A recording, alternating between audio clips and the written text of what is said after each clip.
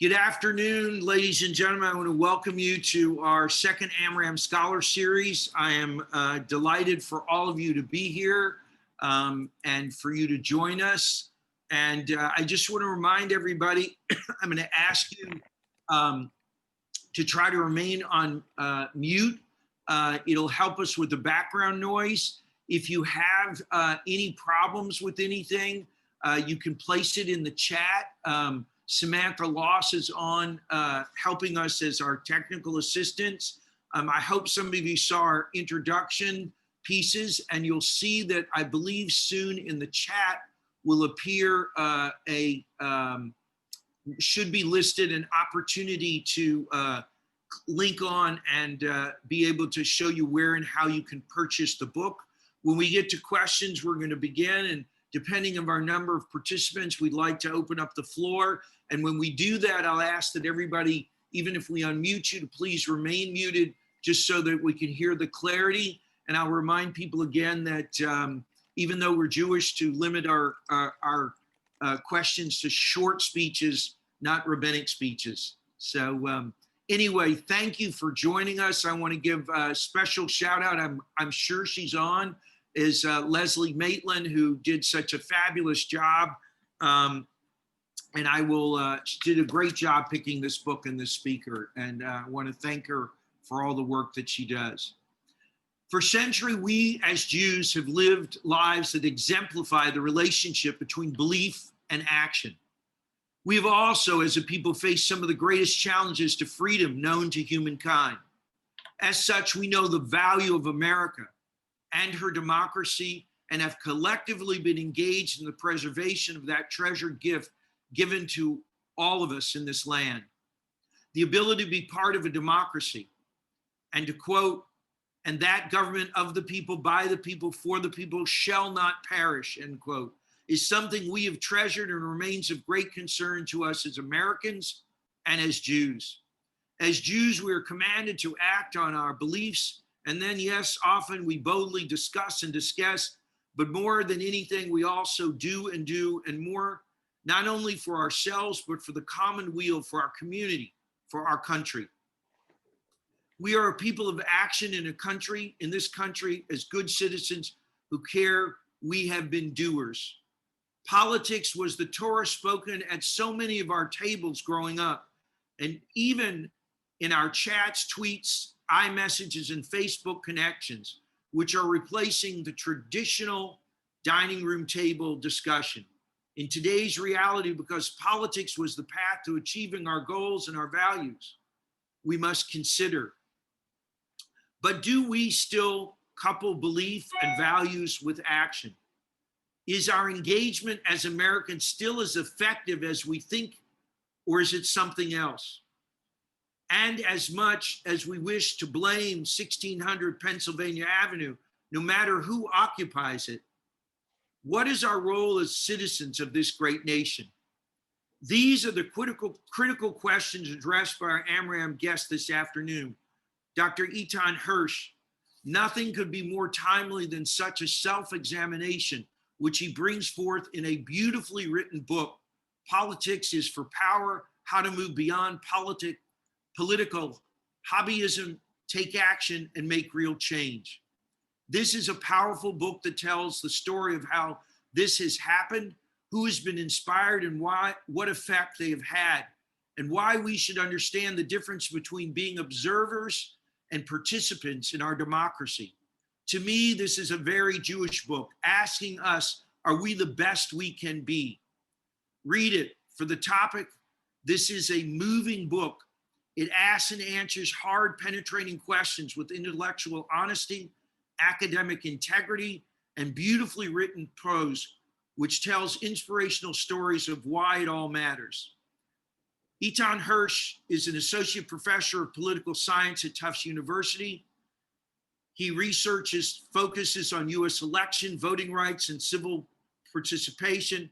Hersh is the author of Politics is for Power, Hacking the Electorate, as well as over a dozen scholarly articles. Dr. Hersh has earned his PhD from Harvard in 2011, served as an assistant professor of political science at Yale University from 2011 to 2017. His public writings have appeared in venues such as the New York Times, the Atlantic, Politico, the Boston Globe. He recently participated in a Hartman Institute session. Hersh regularly testifies in voting rights court cases and has testified to the US Senate Committee on Judicial about the role of data analytics in political campaigns. It is my privilege to give you Eitan Hersh, our Amram Scholar Series. I will tell you to everyone what I told Dr. Hersh. I really was not looking forward to reading his book at first. There's so much going on in politics, and I thought I was going to be able to do my normal quick skim. This is a riveting book. He has done a beautiful job, and I'm so looking forward to listening to him explicate this book. And I encourage you all to read it because it is a message of hope we all need about democracy at this moment in time. Dr. Hersh, it's yours, sir. Thank you for having me. You can hear me? Yes. Okay, good. Hi, everyone. Nice to see you. I'll tell you what I tell my students in lecture. Sometimes we're on Zoom and lecture. You can put your cameras on, let us see you all, and feel free to ask questions. Put the questions in the chat. I prefer as many questions as you have. This book tends to raise a lot of discussion, so think up your questions. Really, thank you for having me, and Leslie, I want to thank you specifically for having me, and Rabbi, thank you as well. As Rabbi said in his introduction, I should start by saying that this is not normally what I do. Normally what I do is write really boring statistical papers about politics. And a lot of times I do that for court cases as they relate to voting rights issues. And with that, as you might imagine, I've been quite busy over the last few months working on issues like absentee voting changes and voter ID regulations and all sorts of stuff like that.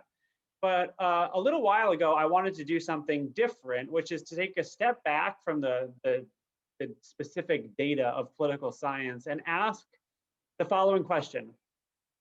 When we are doing politics, what are we doing? Like ordinary people is what I mean. What are we doing? We spend a lot of time. About a third of the country now says they spend an hour or 2 hours every day on politics. Mostly it's news consumption, it's partisan cheerleading, it is being an amateur pundit on social media, it's taking some forms of activism. What is this all? And I came up after looking at as much of the data as I could with a kind of troubling answer to that question. The troubling answer is like, we're not doing politics, at least something like 90% of us are not. What do I mean by that? Well, if you were in my class and you said, like, what does it mean to do politics? Well, doing politics is working with other people with some goals and some strategies for achieving those goals to influence the government, right? Very simple. We're working with other people. We have the goal. The goal is something to do with the government. We might have a goal of getting new people elected, and our strategy is talking to neighbors to get people to vote for those new candidates. Or we might have a goal to change policy, and our strategy is lobbying policymakers or bureaucrats. Either way, we have a goal, we have a strategy, we're trying to influence the government. That does not correspond to the political behavior of close to 90% of Americans. And I don't mean Americans who are totally detached from politics. I mean the ones who are spending a lot of their time every day thinking and worrying about politics. What are we doing instead? Well, like take news consumption, that's the biggest thing people are doing. So what are we doing when we're engaged in the news? Like if you ask someone, why do you spend so much time? You know, older folks tend to be on cable news a lot, younger folks tend to be on social media a lot. What are we doing? A lot of people will answer that question like it's my civic duty to be informed. So that's why I spend so much time on the news. But if you look at the news that people are paying attention to, you wouldn't say it's their civic duty to, why would it be a civic duty, by the way, to follow the news? We might say it's a civic duty because we learn who to vote for or to take action or something like that. But most people are paying attention to not news that helps them vote or helps them take action. They're paying attention to kind of national stories of drama, of gossip. In fact, if you ask a news junkie in your life, maybe you are a news junkie in your life, but ask another news junkie in your life, say, I want to get involved on some issue I care about, I don't know, climate change. What should I do? And the news junkie kind of blushes and says, oh, I have no idea. I mean, I can tell you about the latest Supreme Court justice hearings. I can tell you that there was a bug on Mike Pence's head for 2 minutes of a vice presidential debate. I can tell you about the Mueller report. I can tell you about the impeachment trial, but I cannot tell you a darn thing about how you can get involved. Moreover, I probably can't tell you anything about the state and local candidates running for office because I don't even pay attention to that news. All I pay attention to is just national drama. And in fact, the more educated you are in this country, the more your news consumption is focused on the national drama. Right? This is sort of an amazing thing. College-educated Americans get their news increasingly just from national sources, from the New York Times, from the Wall Street Journal. The less educated you are in the country, the more likely you get your news from a local newspaper or a local television broadcast. So it is the most educated people in this country that are learning the least about what's going on in their own communities and are most obsessed with national outrage and drama. All right, that's news consumption. What about voting? Well, voting, we have a very peculiar behavior in American politics, which is that we vote the most when it matters the least. Right? So I'm zooming in here from my apartment in Brookline, Massachusetts.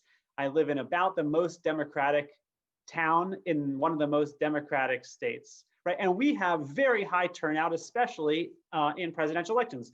Next week, we'll have very, very high turnout. Every presidential election, we have high turnout, even though it's never going to be close here, right? This is not a swing state. It is never going to be close.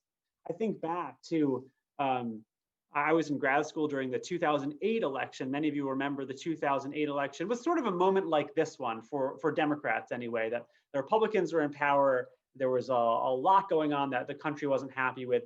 Democrats were very excited about Obama. They were sharing viral videos. They were making $5 donations.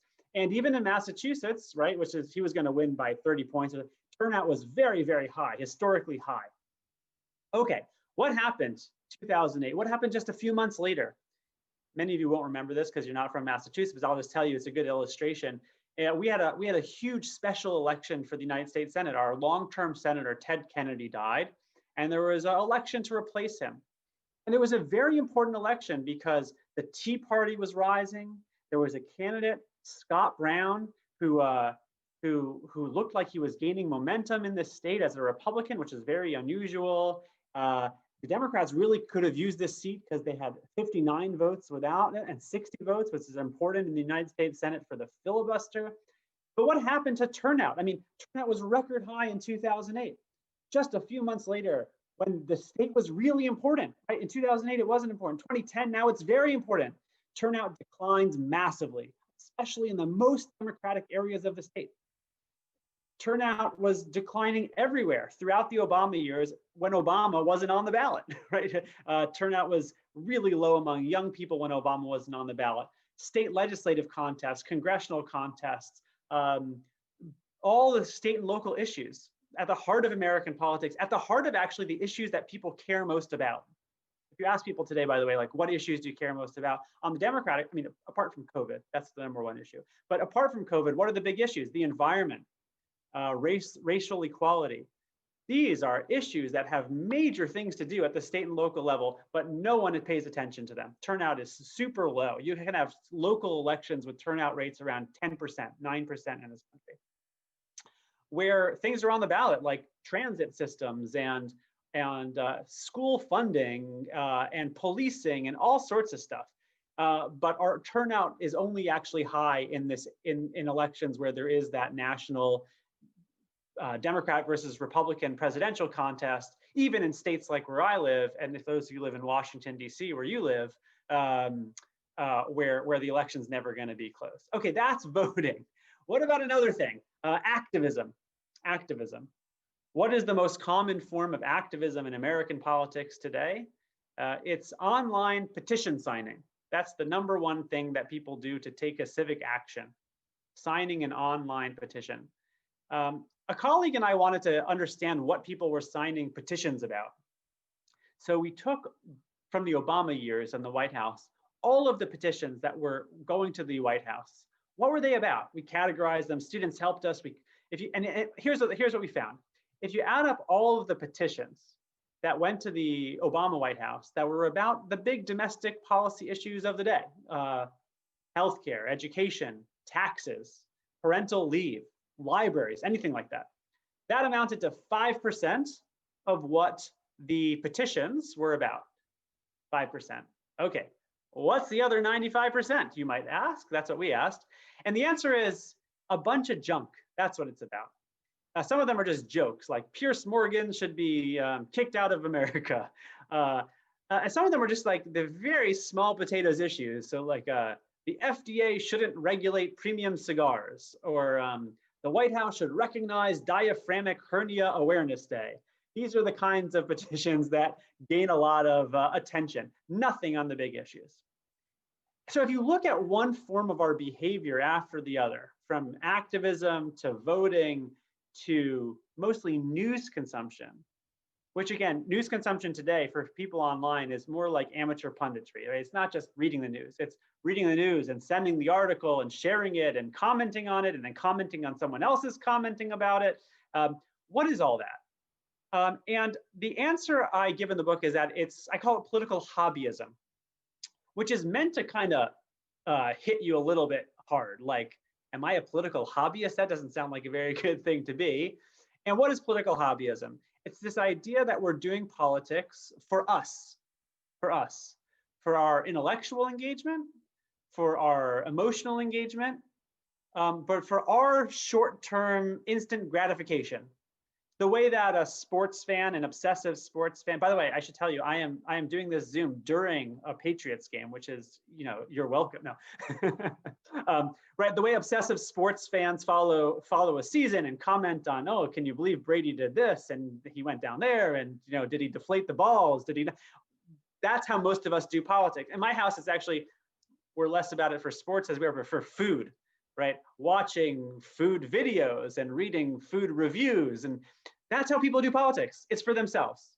It's for themselves. And it doesn't feel good to say that because most of us have really strong political values, but they're not coming through in our actions, right? The book is titled Politics is for Power.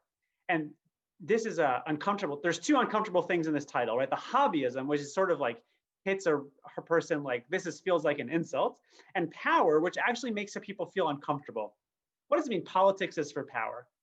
It means that when we're doing politics, we're trying to get other people to take actions they wouldn't otherwise take, right? It's to get that person to vote because they wouldn't vote. It's to take that politician or that bureaucrat and have them do something different in policymaking that they wouldn't do unless we put pressure on them. That's what politics is. But that is not how most of us do politics, right? Most of us are doing it for us, for learning, for emoting. So this is pretty jarring and uncomfortable. And this is sort of the first goal of the book. I would say there are 4 goals of the book. And goal number 1 is to say, like, what are we doing here? What are we doing here?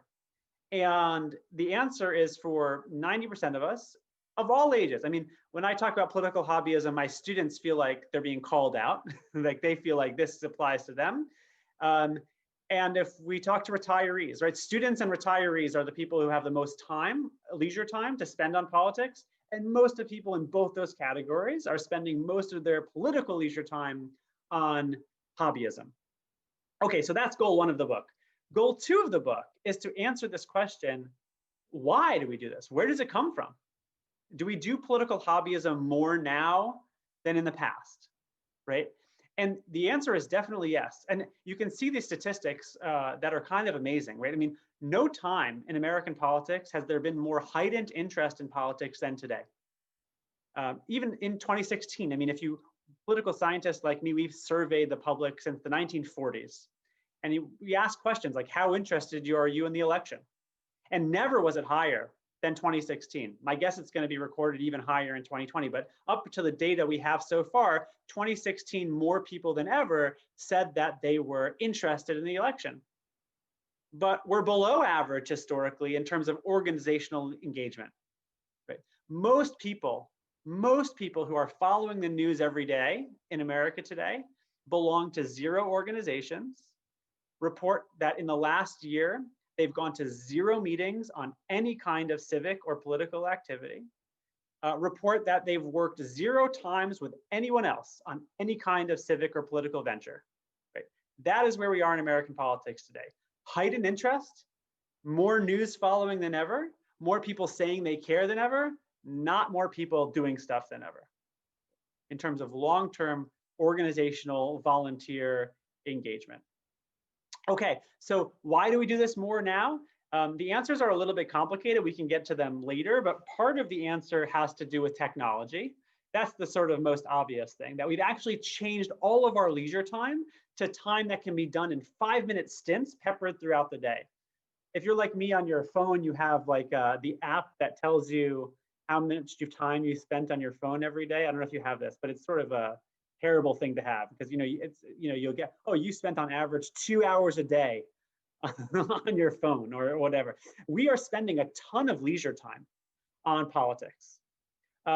It's just all in 5-minute stints. The same way that sports fans are doing this also. They're spending 5-minute stints. You toggle from your work to your social media back and forth all day. Many of us are not giving ourselves an hour to be in a meeting like we are in a meeting right now, right? To be in a meeting, to plan something, to have a goal, to have a strategy. We're not doing that. And technology is sort of a big part of that. All right, so where does this come from? Is it more prevalent than before? That's the second goal. The third goal of this book is to evaluate a question that some of you might have. Hopefully you're thinking about questions. So here is the question that many of you might have, which is a big question of the book, is it possible that political hobbyism is good? Is it good? Does it lead us? Is it a gateway into real action? Or is it somehow bad? And a lot of us obviously want to think it's good. Like, oh, please don't tell me all this time I spend watching like a Senate hearing about Amy Coney Barrett is a waste of time. Tell me it's useful. And the evaluation in the book is that political hobbyism is quite bad. It's damaging to us and to our own political goals. So why is that? Well, one reason is that when we engage in politics as a hobby, we tend to be learning the wrong information and practicing the wrong skills. So we're obviously learning about kind of nationalized drama instead of ways that we could take action as citizens or learn about how we might vote in a state or local election. But I think more importantly, we're practicing the wrong skills. Politics, like I said, is about power relationships. And we have other power relationships in our life. Like I have a power relationship with my students, right? Students and teachers, or with my children. I have 3 little kids. Like we are in some power relationship, or bosses and employees. And what do those relationships have in common? Well, in all those relationships, we're sometimes trying to get someone to take some action they wouldn't otherwise take, just like in politics, right? So like I'm trying to often get my kids to take baths and they don't want to. Right? And how do I get them to do that? Or how do I get a voter to take an action they don't want to take? The answer is actually similar in all of these domains, which is empathy, which is saying, what do you want? What are your values? Where are you coming from? How do I get you to move to what I want, right? When my student comes into office hours and they want, I don't know, a better grade, how do they try to think about what I want? And how do they get me to move to their position, or vice versa, right? That's what power relationships are about. And it's true in politics too. But when we do politics as a hobby, that's not what it's about. It's about getting something off our chest, having a feeling of catharsis. Like I'm not trying to win over friends to my side to vote on social media. I'm trying to express myself. So we really are practicing the wrong skills when we're doing political hobbyism. It's more damaging than that though. Because we're often changing the incentives of politicians. We're making them behave badly. Okay, what do I mean by that? The clearest example is in donations. So there's been this rise over time of small dollar donations, right? Politicians are raising more in low dollar donations than ever before. And what is the recipe? What is the recipe for getting small dollar donations? Well, first, look at who's really good at it. Whenever I speak before audiences and I say, who is the best politician at raising low dollar donations? People usually say, Bernie Sanders. That's what they say, Bernie Sanders. But that is not true, right? In 2016, Donald Trump raised more money in low dollar donations than Bernie Sanders and Hillary Clinton combined. And that's because he knows the recipe. The recipe is be provocative, make viral videos of you saying, kind of crazy stuff, yelling at someone. That is the recipe. We've actually known it's the recipe since the dawn of low dollar fundraising. Obama in 2008, after the election, the campaign said that they were kind of embarrassed that the stuff, that the emails and the messages that were getting the most low dollar donations were the ones that made fun of Sarah Palin.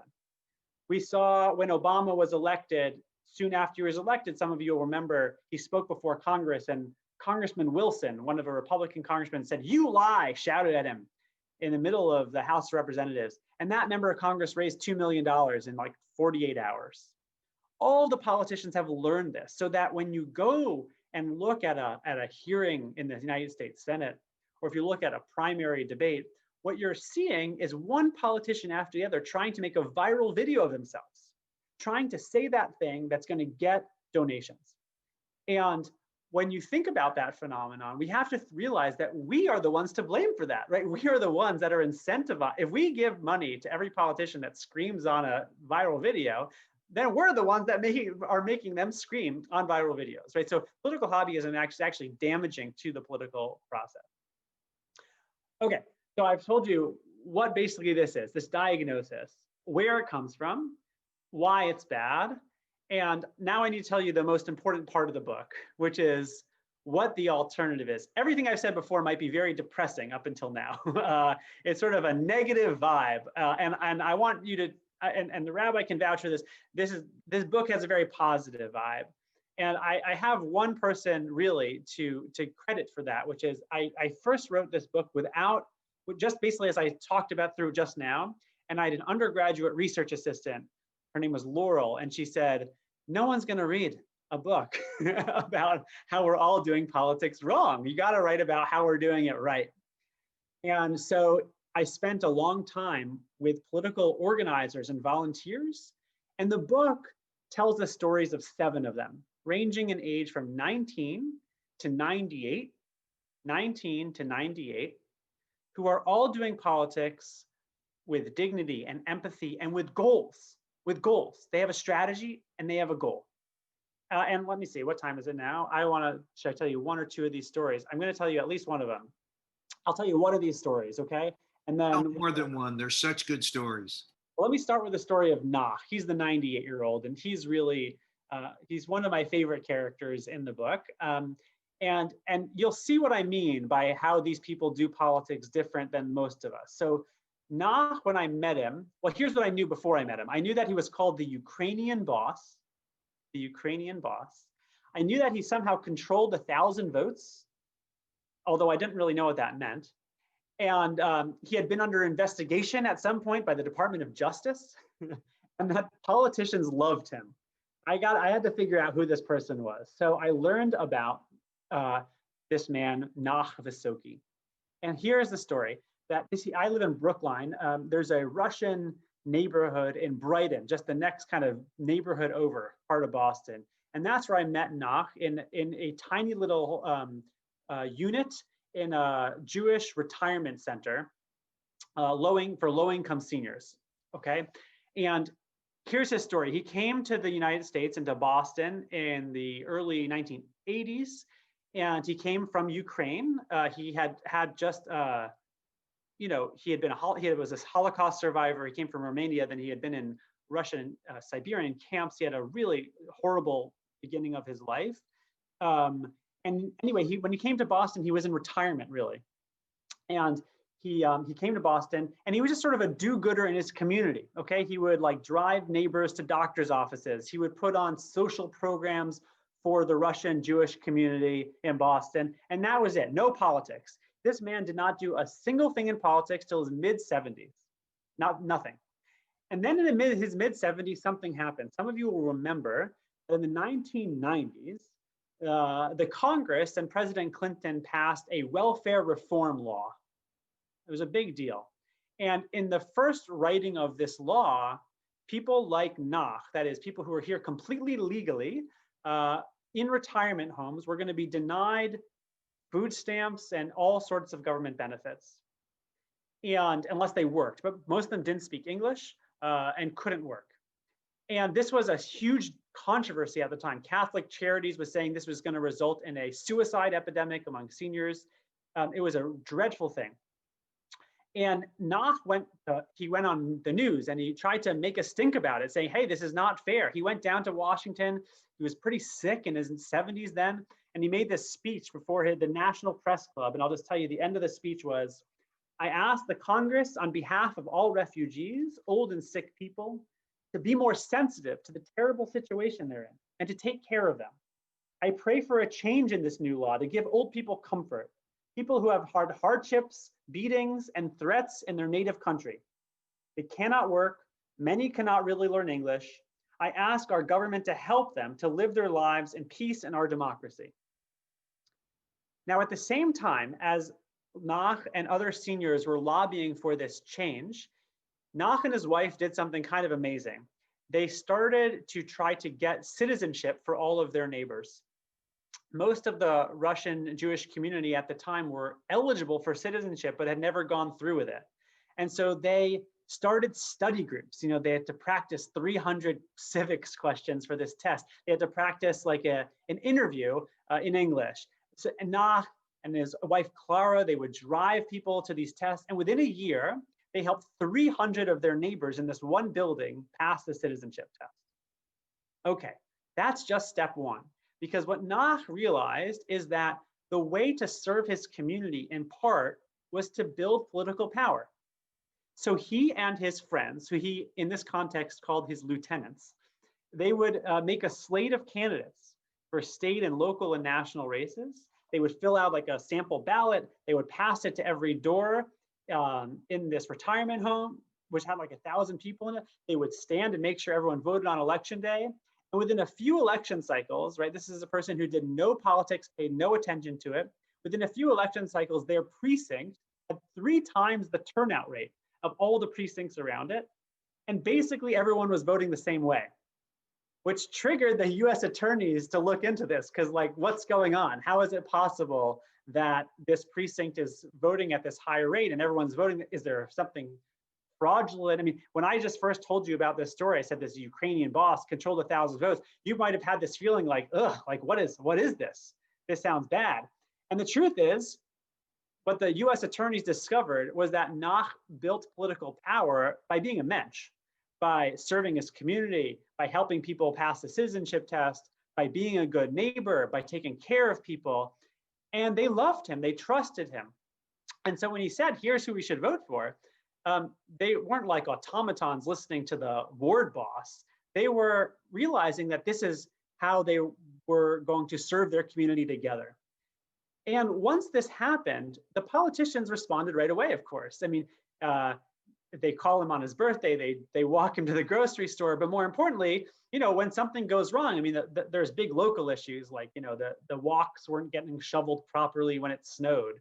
And, you know, a few phone calls and now the state legislators were out there with their own shovels, shoveling for Nach.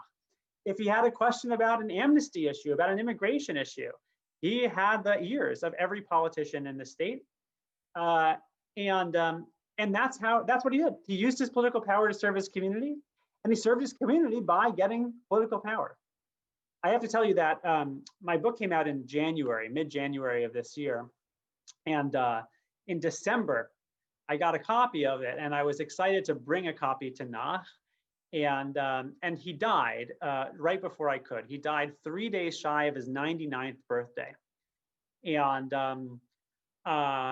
you know, I wanted to go to the funeral because when a 99-year-old dies, there's not always so many people around. And so I went to it's at the Jewish funeral home on Beacon Street in Brookline. And there were, you know, a few dozen people from the Russian Jewish community.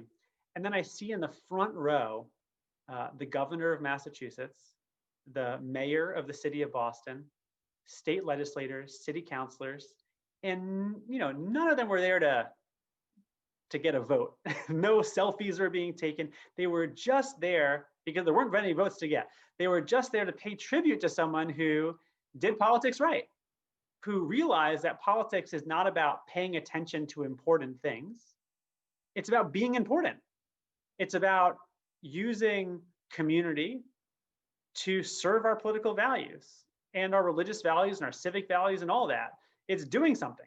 And that lesson was just so resonant from Nach. And I'll say, I mean, we could talk about it, but this man really changed my life. And he is just one of these 7 characters, they're not characters, they're real people in the book who all, you know, some of them are college students, some of them are my age, who all do politics like this, strategically, goal-oriented, real, like they do it for real. And it's really a remarkable experience to learn from them and see the disconnect between how most of us do politics by paying attention to, you know, what Trump tweets versus what people are doing really. And let me just end with a not so great story, which is in the introduction of this book, I talk about the Ku Klux Klan. And I talk about the Ku Klux Klan because in 2018, that's just 2 years ago, the Ku Klux Klan was going around in North Carolina helping opioid addicts. They were going around and saying, do you have an opioid addiction? It is not your fault. We here at the White Knights of the KKK are here to help you. And they had an opioid clinic. And I tell that story in the introduction of the book because I want readers to say, holy moly, is that what they're doing? It's not just the rallies with torches. They're actually going around and trying to figure out how to get new recruits by being sensitive to what people are going through. And if they are doing that, are we doing that? Who's on the other side of that? Are we doing an opioid clinic? Are we doing what Nach does? And that is the tension that runs through the whole book, which is that the answer is most of us are not. Most of us are leaving real politics to a few people. And some of those few people we really don't agree with. And so with that is an encouragement that we have to, many of us really have to kind of change the way we think about politics.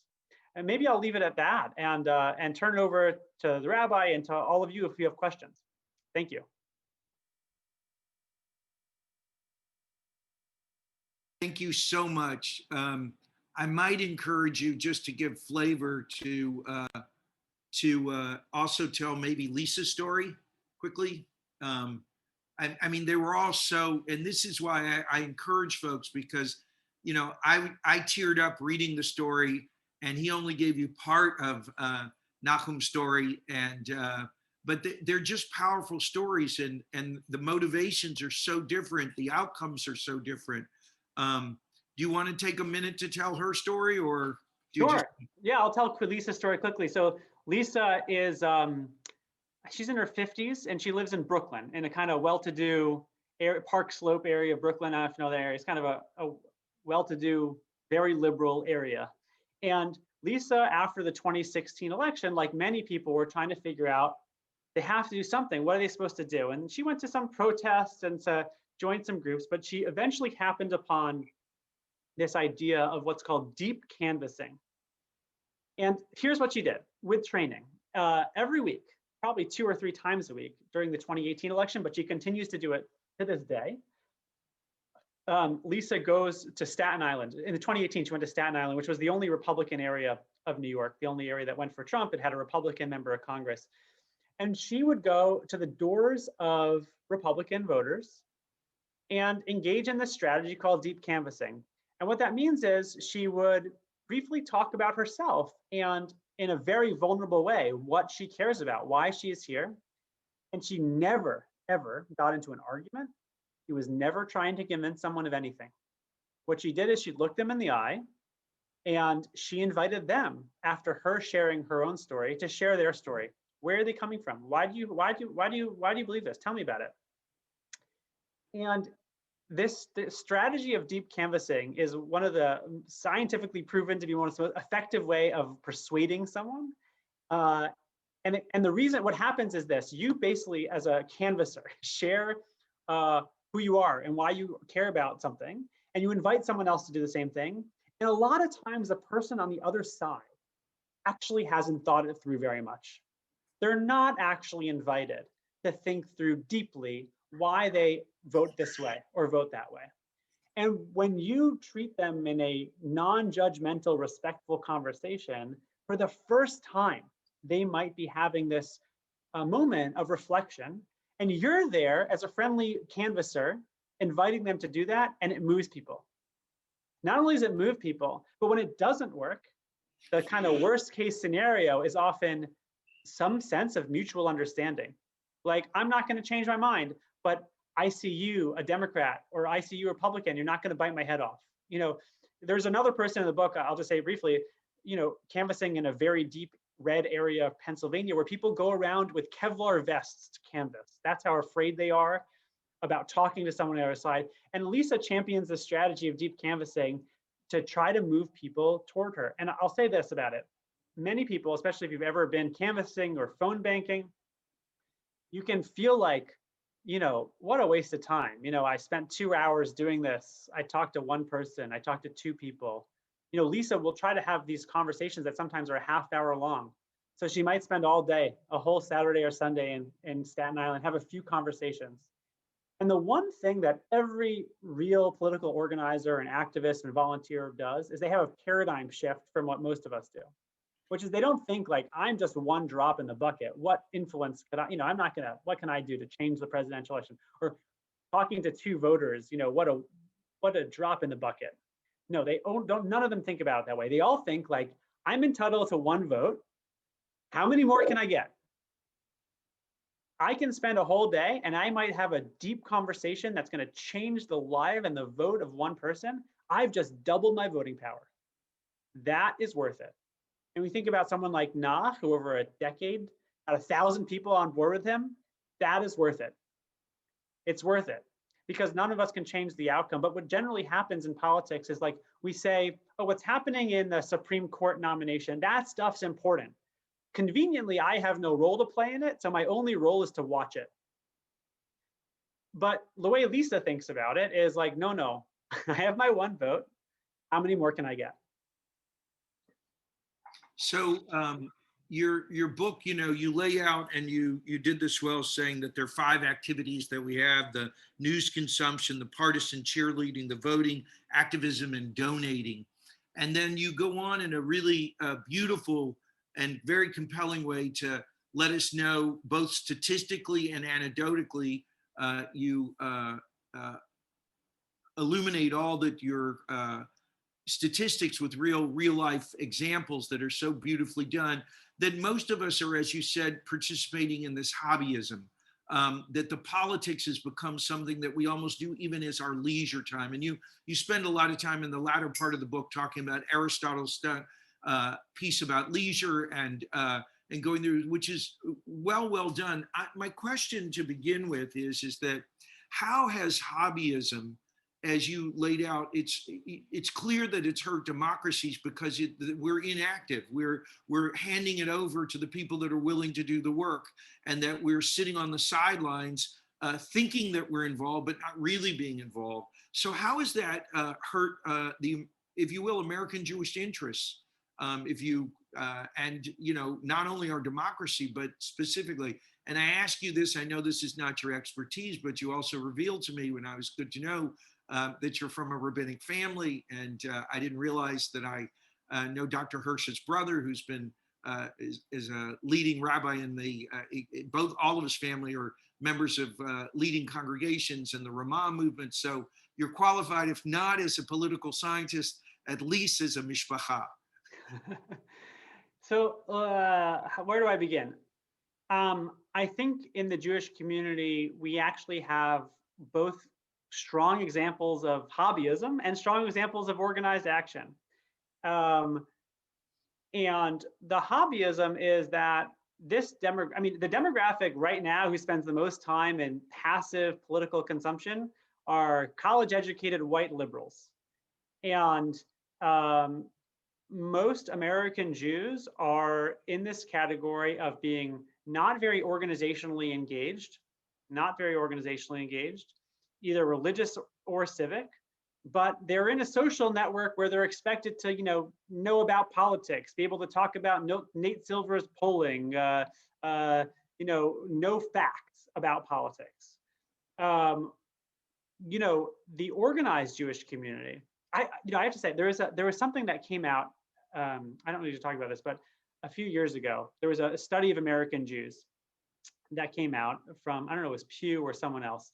And there was a line in the survey that the American Jewish public is way to the left when it comes to Israel than the Jewish establishment. And what's his name, the director of the ADL who retired, do you know? It'll come to me in 1 second, but go ahead. Yes. Abe Foxman. Abe Yeah, Foxman was interviewed by a newspaper, said, you know, Mr. Foxman, what do you think? The American Jewish poll says the American Jews are way to the left of you on when it comes to Israel. And Foxman gave this answer, which is, oh, I don't represent the Jews. I represent Jews who care. That's what he said. And you know what? I was angry when I heard him say that. And I went into the polling data myself. And I said, okay, well, how would you measure Jews who care? Ones who belong to a synagogue, and you know what? He's right. He's right. He's right. When you look at the poll of organized Jews, Jews who are in organized life, he does represent their interests. And you know, in American Jewish life, we see examples. You know, who is closest to the Nach in the American Jewish community? It's the ultra Orthodox. It's the ultra Orthodox in New York and elsewhere who vote, and they vote together, and they get one another to vote. And sometimes it's about Israel advocacy in other parts of the Jewish community. But I would say that we have obviously a crisis in American Jewish life with departure from organized action, whether that's religious or civic. You know, I think from Nach's story and other stories we learn, you know, you can't really do politics by yourself. There's, you know, there's no amount of retweeting or liking on Facebook is politics. And so, you know, the Jewish community, its strength is often, it's a close social network of people who are tied together and can take action together, can engage in collective action. And we see some of that, but we also see, I think, a real pull away from that from a lot of people. You know, in the book, there's a short chapter on what I call being spiritual but not religious. Some of you know this term, spiritual but not religious. It's amazing, actually. It's the same demographic group that identifies as spiritual but not religious that is the political hobbyist, that is college-educated white liberals. Increasingly don't belong to any synagogue or church. They want to extract some kind of spiritual benefit without obligating themselves to other people. That's what it means to be spiritually but not religious. It means, you know, I want to have a spirituality iPhone app that I can pay attention to for 5 minutes a day, but I don't want to be in a community where I have to deal with other people and do stuff for them. If I join a synagogue, they're going to ask me to do stuff. Ugh, I'd just rather do something for me. That's what political hobbyism is just like. It's saying, I don't want to be in a political organization. Gosh, that sounds like it's going to take me away from my Netflix. I mean, it's going to make me do something and show up. I'd rather just kind of extract some emotional or intellectual benefit from me by reading a poll, by following the news. So it's the same phenomenon that we have in religious life and we have in political life.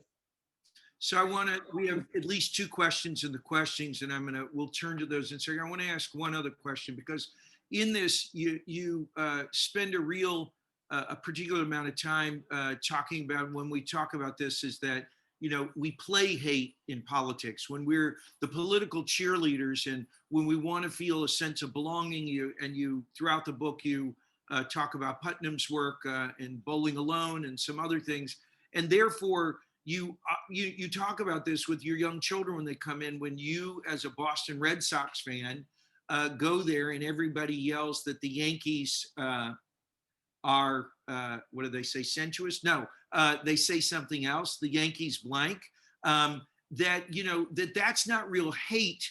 And that when we hear these things about politics, we're play hate.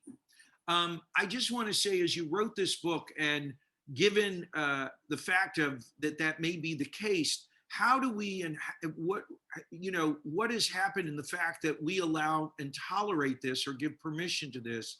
Because we have known that this has, as this hate game has increased since 2016's election, we've seen the rise of hate crimes and anti-Semitism and action against people of color and minorities in other sense on a trajectory that almost is parallel to. Now, there is a difference between correlation and causation, but it seems to be something, and I'm asking, is really the play hate acceptable these days? I we're think that responsible for it because we encourage it by giving the donations. But is it something those who want to turn to action should be concerned about? I think that it's very convenient in politics to think that the other side is evil and stupid and not worthy of your time. That's something you can only say if you don't need anything from anyone. If I don't need anything from anyone, I could say, wow, that other side, wow, what a bunch of evil, stupid people. And now let me tell you again, I live in Brookline, which is a 90% Democratic area, right?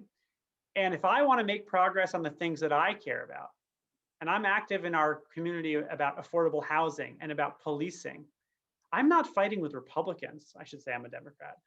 I'm fighting with other Democrats. The whole town is Democratic. There's no blue bubble when it comes to issues of racial equality as they affect schooling, as they affect policing.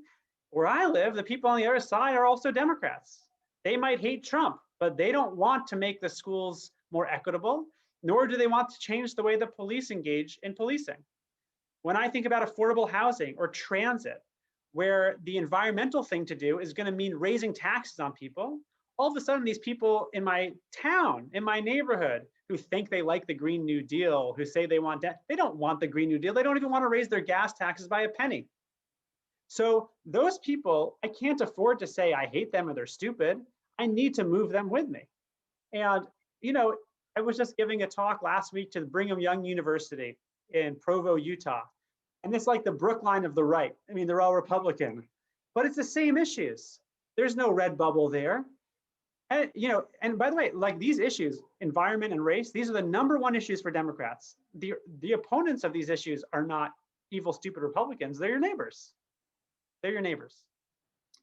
Doug and Lynn, would you like to ask your question? Unmute yourselves and ask. It's a good question. Okay, Doug, you ask. Professor, I was just curious to know what cases, if any, you're already involved in affecting this election. And my wife added that both of us are Tufts alums, and we wish that we had been able to take your class. Well, it's nice to see you. Thank you for that question. So, look, there are a couple I can't talk about, but there's one that I can, which is pretty exciting. So I did an analysis to figure out, I mean, this might be boring too. So the post office was changing its behavior and delaying mail. And so it was an interesting question to know how many people in the country were going to be sending in their mail ballot just at the last possible day, such that a one-day delay in mail would have stopped their vote from being counted. So I did a whole calculation about it, and it was exciting because the judge in the case stopped the post office from changing his thing and cited my my report, which I was pretty excited about. Very good. Thank you to the Rosses. Can we, and Barbara, I believe Barbara asked a question. I asked her to unmute herself and ask that. Where's Barbara? I saw her there. Right here. There you are. Go ahead, Barbara.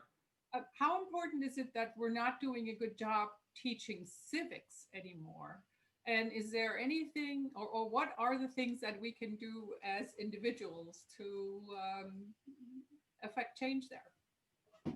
Yeah, so I mean, I think there's a lot going on in the education world that contributes to this phenomenon. I mean, actually, a lot of social studies teachers at the high school and even middle school level, they actually feed into the same, like, let's talk about the Supreme Court hearing. Let's talk about this horrible debate. And they want to talk about stuff that's partisan in a nonpartisan way, which I get, but, we do the same thing at a university. Political science departments are asked to like sponsor a debate watch party, or we bring in guest speakers like old campaign manager to give us their war stories.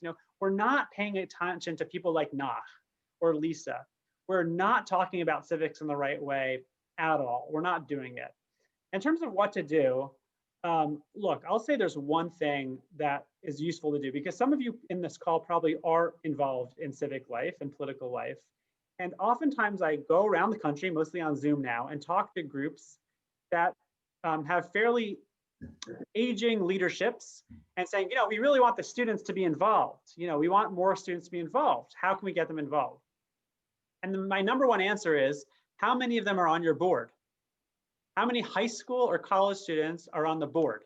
Not like an underling, right? The students, no student wants to be a soldier in your army, but many of them want training and want to be leaders, And so, whether it's a League of Women Voters, Common Cause, all sorts of organizations that have kind of aging leaders, the big problem is the pipeline is closed off to young people. Young people need to be in leadership positions on an executive board of every organization in the country. And if they're not, then we're doing it wrong. So just in also, Ben Sheehan, a member of our congregation, a man who grew up in our congregation, worked on the one of the election cycles and started an organization that was to turn the governors in terms of, and in the process, he was working with young people, being a young person. He had been an executive at Comedy Central and whatever, and discovered how many of the people working on it really had no understanding of how government worked.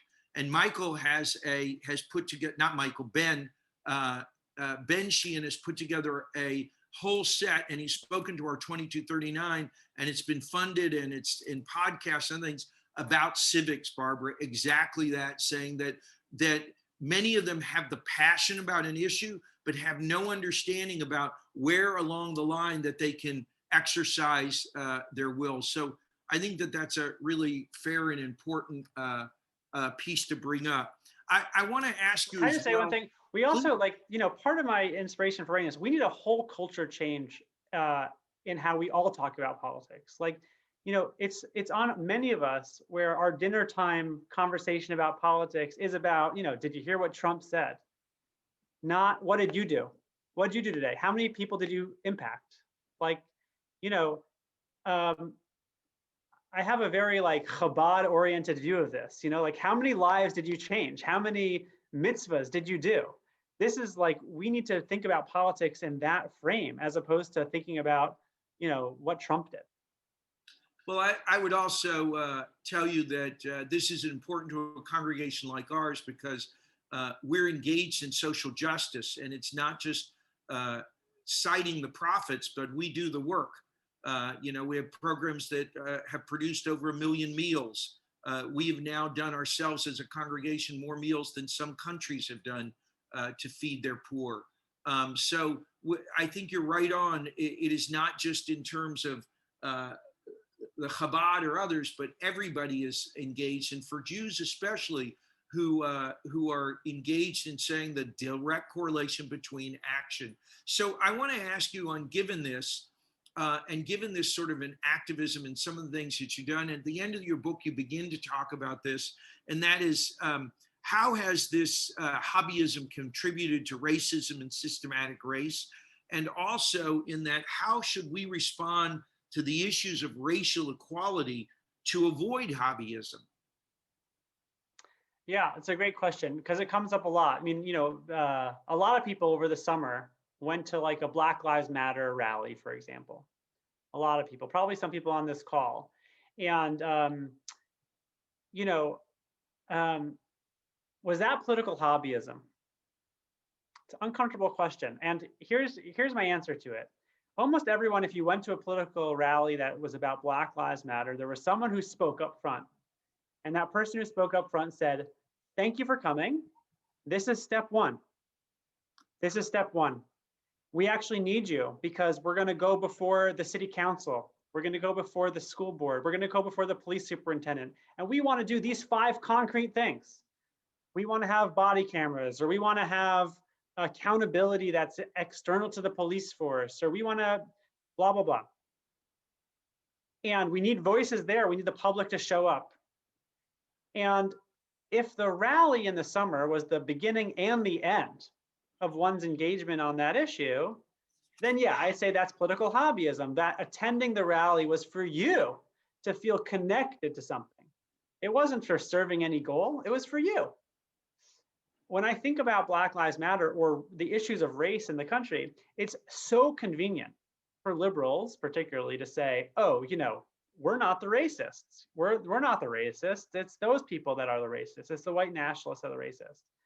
But if you look at the issues again of like schools or policing, that's not the answer. That there's a lot of uncomfortable sources of disagreement among liberals, whether it's in Washington, D.C. or in Brookline, Massachusetts, where we have huge inequalities across school systems. We have huge inequalities in experience with the police force. And, you know, if you care about those problems, then don't just put a Black Lives Matter sign on your, you know, on your lawn. A friend told me, he said this sort of jokingly, there's in Boston, there's all these kind of wealthy suburban neighborhoods, and there were a lot of Black Lives Matter signs. He said, let's go ask everyone if they'd put an integrate our school sign next to the Black Lives Matter sign. And that was a joke because none of those people are going to put a integrate our school sign next to the Black Lives Matter. In fact, the reason they live in those places is so their children don't go to school with poor Black kids. That's why they live in those communities. And so, look, I mean, these issues are not Democrat versus Republican issues. That's the main thing. They are not Democratic Republican issues. They are issues in local communities. And when you have those hearings, we had a big rally in Brookline, and then we've had hearings about this stuff in our local town councils and things like this. And you know who shows up to give public comments? It's the allies of the police department that say, you guys don't change a thing. You're doing a great job. Nothing is wrong here. Because all the people that came to the Black Lives Matter rally are not showing up for the public comments. You know, they're not showing up for those next steps. So this will continue to be a central problem in our lives until folks who believe that they care about these issues, policing, education, housing, as they relate to racial equality, don't pretend that this is a Trump versus Democrats kind of issue and think that, no, this is something that I can be involved in. So I'd like to maybe, you do a really good job, especially, I believe, is it Angela, who's the nurse from Wisconsin? I can't. That's right. Yeah. So maybe you could tell her story in this, because I want to believe that what happened this summer in its massive way is actually a little bit different than us just putting a sign in our yards. Because this happened not only in our that people were moved to action and to demonstrating, who before maybe not, watching the cinematic murder of an individual for 8 minutes, if you will, woke the conscience of so many. And if not for us who are blue-haired and who are the hobbyism, I believe for sure that our youth are actually moving towards action, because they're intolerant of the continuation of what they see as systemic racism. So, you know, you do I think a really nice job about Angela looking and first, you know, coming by a group of protesters and then making that shift. If you can talk about use her as an example, because I think you're invoking what you've done in the book about, you know, that we got to have skin in the game, and she is really a great example of that.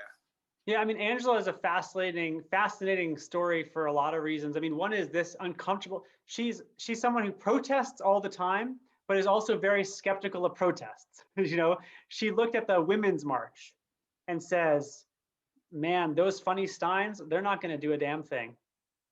That is, you know, that's not. But at the other hand, she in her, you know, Westmoreland County, Pennsylvania, Trump country, Pennsylvania, often is engaged in protest to build recruits for her long-term plans. And what Angela's idea is that, you know, you need to be involved in long-term political life. By the way, I'm going to move my computer because my children are coming home. And so I have to move to a different room, or else we're going to have a lot of company here. So excuse me for 1 second as I do this.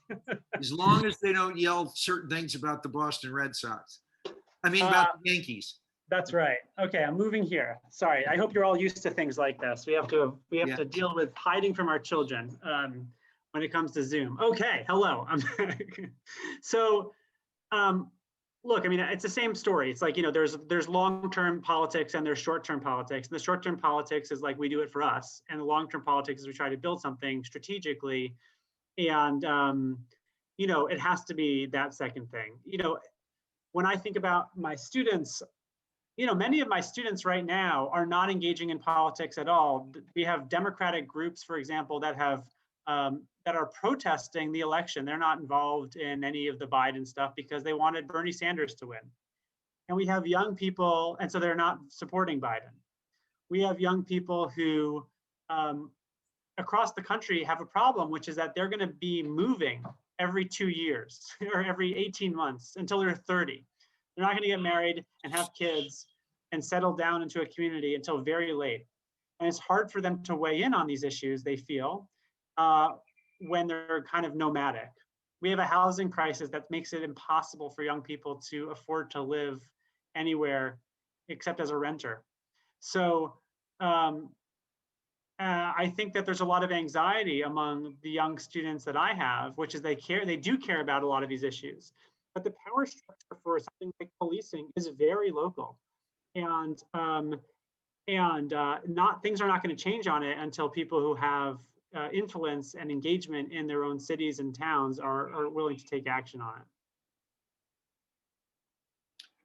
So again, and I encourage if folks have questions to, I'm going to turn this on gallery. You can unmute yourself and ask if you want. If not, I have plenty of other questions that I can ask. I thoroughly enjoyed a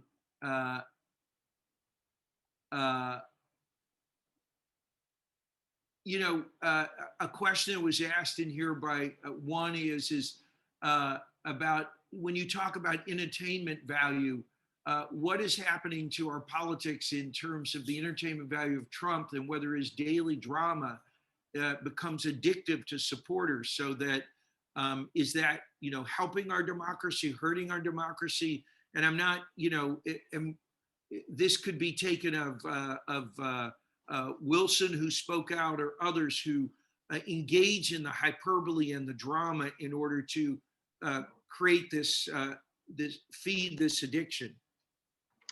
Yeah, I mean, look, I don't know. I think that the Trump drama, the people paying most attention are the people who hate Trump, not the people who love Trump. There's I talk at some point in the book about the evangelical community who doesn't like Trump. They don't like him personally, often embarrassed by him, but know he serves their values, on core values that they have. They're not paying attention to every tweet. They're paying attention to what he does in the judicial system. It's the political opponents of Trump that I think have become obsessed and have been obsessed from day one with his antics, reading everything into every tweet and using it as an excuse, like, I have to pay attention to this daily drama or that daily drama instead of doing anything.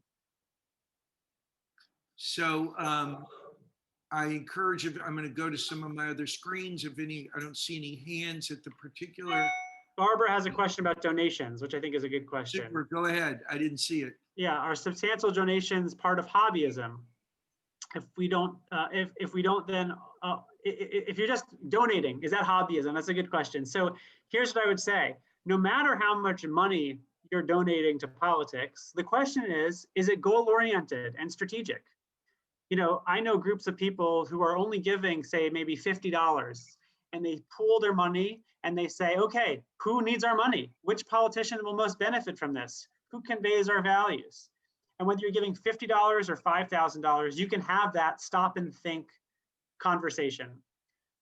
The bad form of donations, and it could come in $1,000 or it could come in $1, is when you're watching a screen and someone makes a viral video and you don't care if they need the money, you don't care if they have no chance of winning, but it makes you feel good in that moment to give to them.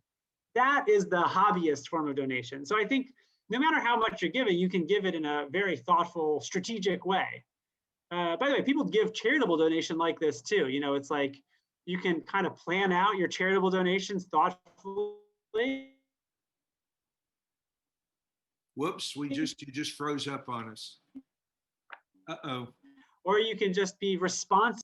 Can you hear me?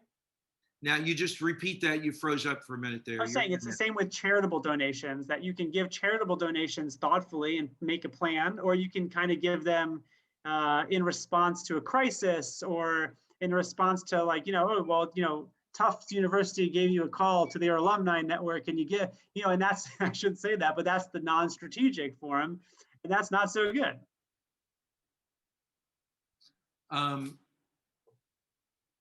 Again, as we look at this, and as a Jewish community, and as you look at your, none of us know and have a crystal ball, and certainly after 2016, none of us have confidence to really know how certain things are going to play out. As a political scientist, if you would first, talk about how you envisage what might or might not happen in, and how the community, and we should move from perhaps hobbyism to activism if there's not a successful exchange of power, or if this goes on for weeks or whatever. That's one particular question. And please, in other words, how do you see? And then the second part of that question is, what do you see hopeful out of this 2020 election cycle? Because I believe it is clear that that there have been more, pre-votings in places than there ever been voting before. So how do we galvanize what was not done by, as you point out, by the Democratic Party and the following the great victories of the Democratic parties at times, and we couldn't move from presidential politics, as Tip O'Neill's said, the reality of all politics is local politics. That's right. I mean, if you had to make a guess about what's going to happen over the next couple of years, you might guess that the Democrats will do pretty well this year. And then in 2 years, Democrats will feel, okay, we're in power, turnout will decline, and the Republicans will take over the House again. I mean, that's the most likely scenario, right? That's what happened in 2010 after Obama's victory. That's happened in 1994 after Clinton's victory, right? This is what happens in politics, that the president wins office with some kind of coattails, and then the president's side gets kind of content and stops paying attention. And so if you think the big issues facing the country are not going to be decided by one president alone, but it's going to need the votes in state legislatures and in Congress, then, I think we have a somewhat scary, there's a very strong status quo bias, I'll say that. It's hard to change things.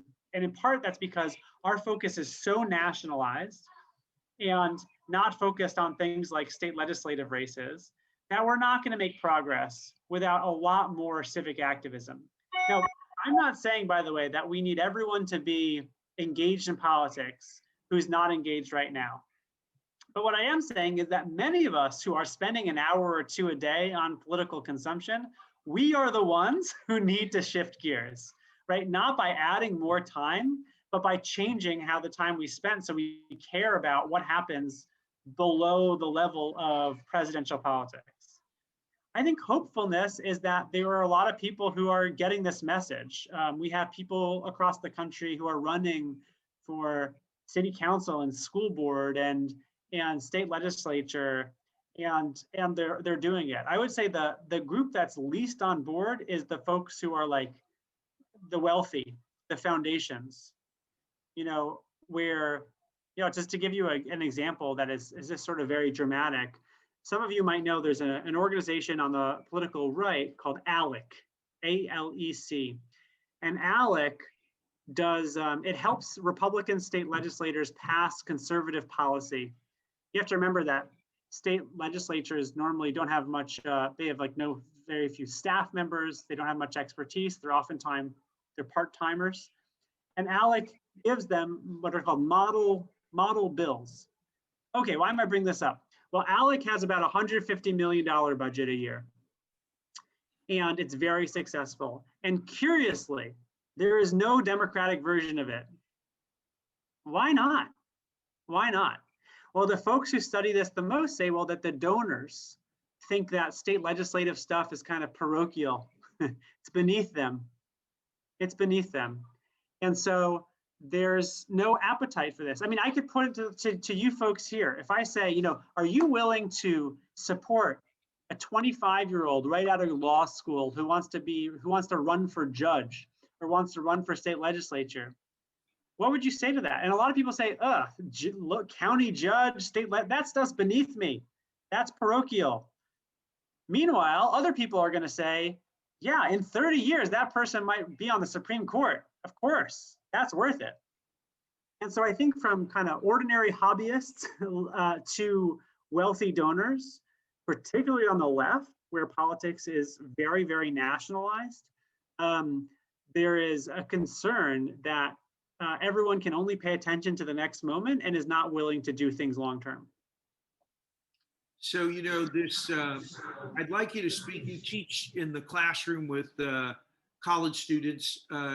You were guided by a college student, a research assistant who gave you great advice about making this, you know, putting in the real narratives that I think bring such beauty to your book. And I want to reemphasize again that, you know, your stories of Drew, Angela, David, all of these are just so beautifully written. And as I told you, I was completely surprised because the last thing I wanted to do with all the news cycles and everything was to engage in a political science book. But this is far from that. This is a very Jewish book because it's asking us to stand up and to be who we, you know, are we sure we are being who we want to be? You know, you're asking us if we talk the talk to walk the walk. And I want your suggestions because I believe now we have an unprecedented opportunity, not only in racial equality, but in regaining the trust and the ability of our young people to be engaged in their, not only their civic duty to just vote, which is for the first time, you know, is seeing that younger people are being involved in that as well, but also to affect change. And what are the things that we can do as a congregation, as individuals, to begin to, you know, engage people in such things? And I think it's a powerful and important question for us to consider based on your book. Yeah, that's a great question. I mean, one thing that's fascinating about politics right now, particularly on the center and left, is how generationally divided it is. So, you know, folks like my students in the presidential primary are voting 5-1 for Bernie Sanders. And folks, you know, above age 60 or so are voting 5-1 against Bernie Sanders for Biden. You know what? So they have different angles on politics, and how does that get resolved? The main way it gets resolved is by doing stuff, and particularly doing local stuff. You know, I think that the most successful political organizations I know, like the one that Drew has in North Carolina, is intergenerational. Even though the students are all Bernie Sanders Democrats and the older folks in the town are all kind of. We're losing you again. You're not with us. Joe Biden moderates. Is that back? You're back. Am I back? Yep. Maybe I'll try to avoid my children successfully in the living room again. Let me see if I can do that. Thank you. All right. Internet. Okay, let me see if I can keep talking here. Okay, I'm switching rooms. You're getting a whole tour of my apartment, folks. Okay, super.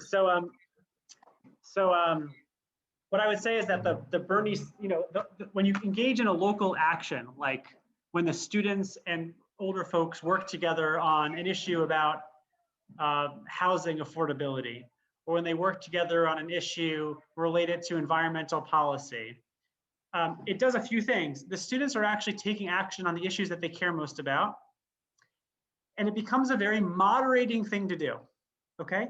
So folks like some of you and I, you know, my politics are kind of centrist, I would call them, actually. One of the reasons that the students, when they do real politics, become more moderate is they realize that doing stuff is hard. You know, when I think about something like in our community, probably in yours too, there's a big push for bike lanes. Okay, it's a simple issue, bike lanes. And who doesn't want bike lane? You know, if they want to put a bike lane on the main drag of the street, okay? So who doesn't want bike lanes? Well, they're not evil people who don't want bike lanes. In fact, there are a lot of the local store owners who don't want to give up parking spots. Yes, this is the people that oppose the bike lanes. They're worried that if they have bike lanes, they're going to give up the parking spots and they're going to lose business. And look, the people who want bike lanes, they want it for environmental or whatever reasons, but they don't want to give up the stores. They don't want to hurt the stores. But all of a sudden, the people on both sides of that issue are not enemies. They're not enemies. They actually have questions like, is this going to hurt business? How do we know? And when you engage in real politics, it's just more practical. And I think that is a really important experience for everyone to have, but particularly for students who want to see change and want to be involved in making change and don't often get to see it. So look, if there's something you can do, I think it's, first of all, you're doing the right thing by building community in a synagogue. I mean, you know, you're already in the top small percent of people who are together, you know, who are doing something, who are joining together. And that's really great. I think that the way to turn that into politics, and you can do it completely on a nonpartisan basis, is by setting goals. Those goals could be about feeding the hungry, or they could be about housing, or they could be about school equity, or they could be about anything that your community cares about. And they don't have to be top down. They could be bottom up. But I would say that whatever they are, they should put students at the front. I mean, I'm sure, you know, Rabbi, you mentioned my own Jewish upbringing, but what you didn't mention, you don't know maybe, is that, you know, Jewish youth groups and camps were a big part of my life as a kid. And I learned leadership. I learned how to run programs for other kids, how to ruin them by not doing it right, how to take responsibility. And I'm sure in your community, you have students who are going through training like that. That's really invaluable, but we need to move that into the political space, because I think people right now they have in their head that there's like a bucket for politics, which is about Democrats fighting Republicans. And then they have a bucket for civic, religious, volunteer engagement, which is about doing nice things for other people. And actually, those things have to be merged together.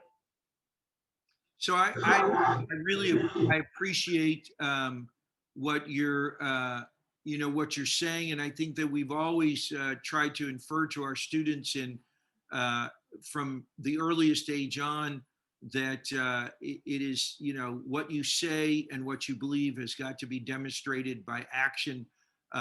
We have, you know, almost every child who goes through B'nai Mitzvah engages in a mitzvah project, which are, many of them are quite serious. Some have gone on to become lifelong passions. And I think right now, one of the things that I find so hopeful about your book is that giving us concrete examples of people who've made that transition and the realization, the cheshbon nefesh, if you will, the checking of the soul, to make sure that the alignment between their belief and their action becomes really important. Listen, that is the cry of all the prophets to the Jewish people, and it's still the cry from the pulpit from almost every rabbi in our nation. And I think, you know, our students, and maybe you'll address this right now, I hear from our younger people in Zoom calls and other things, from my daughter on college campus, my son who's a 20-something who's working, that they're worried about if the election goes and that there's not a peaceful exchange of power. What is it that we do that can be politically effective to deal with that, besides just going out and demonstrating our anger or creating something that might lead to violence? And I'd love to hear your thoughts on that. I'm hoping that won't come to fruition in many ways, but I think that, you know, how do we engage in something in the appropriate political ways of dealing with, let's say, a refusal to cede power or to give up, to have the peaceful exchange? Yeah, I don't know, because I mean, I don't think that's going to happen. So I don't have a great answer to that. You know, I think that I'm betting that our country is going to persevere and that we all need to play the long game. I talk in the book about Dave Fleischer, who has this analogy to retirement savings, right? And he says, how do you save for retirement? You don't play the lottery. You don't every week buy a lottery ticket, but you invest a little bit every week, every month, and slowly but surely you build up enough to retire on, hopefully. And the reason you do that and don't buy the lottery ticket is because you need to. You don't have a choice. It's possible that the whole country will disappear and your retirement savings will go to hell. And it's possible, but you don't bet on that. You don't plan for that. You plan for the long term, a little bit at a time, slowly but surely. And so that's my answer.